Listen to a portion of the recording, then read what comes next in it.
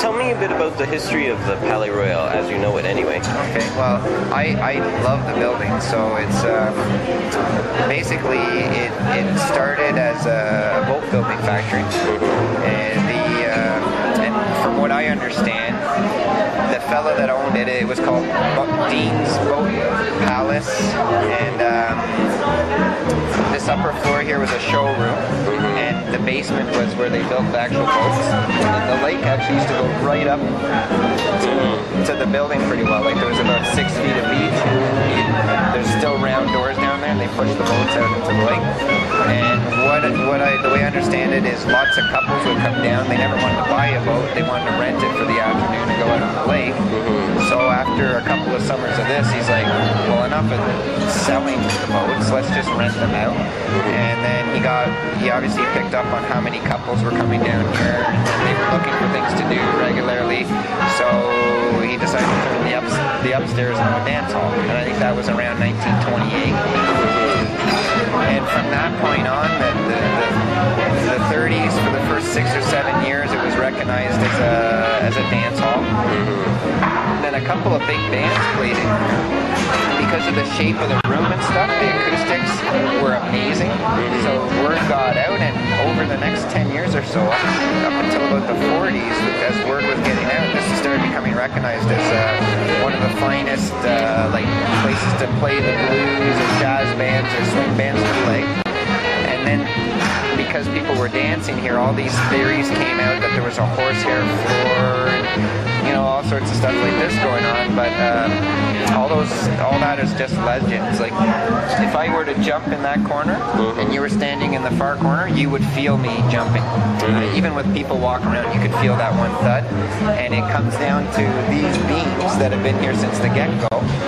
They support the shape of the roof, but they provide some sort of spring action on the floor. So it was known as the world's best dance floor, and there's all these legends out there. And when it's just these beams, like, it's nothing more special than that. When we were rebuilding, it is. It's its own thing. We had contractors in here drilling holes through the bottom up to follow the path of the legends of the horsehair and the springs that were supposed, like it was supposed to be a spring floor. None of it true. It's just these beams here that allow a certain amount of bounce in the room. So yeah, as word got out about the sounds and the likes, the world's best jazz artists and the likes wanted to play here. So over the 30s, 40s, big chunk of the 50s, it was a music hall. Do you know any names? Ella Fitzgerald. I thought that was Ella. Yeah. Like, you name them, they've been here. We've given, there's stories, me and the dishwashers have been here late at night before, and we've heard weird sounds and stuff. So an example being, we've given Dizzy Gillespie an extension here. He played here a number of times, and we've had the phone ring at 4 o'clock in the morning from a fancy extension that doesn't even exist, to a point where we actually called Bell and they're laughing at us saying we're making stuff up, and we're like, no, we saw extension 64. There's no extension 64. We thought it might be coming from the Boulevard Club or something like that, like a crossed line or something. Called Bell, they just laughed at us again. It's impossible. And we've seen it with our own eyes. So we've actually, on our list, we actually have Dizzy Gillespie's extension 64. The Stones, played here in 2002. Here? Yeah.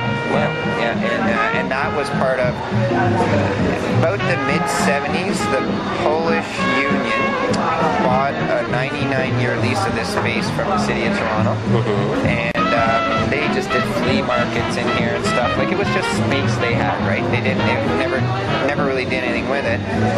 And there was a minor rejuvenation in the late 80s because a few bands read into the history of the building, and they're like, oh my god, Dizzy Gillespie and Ella Fitzgerald and you name it have played here.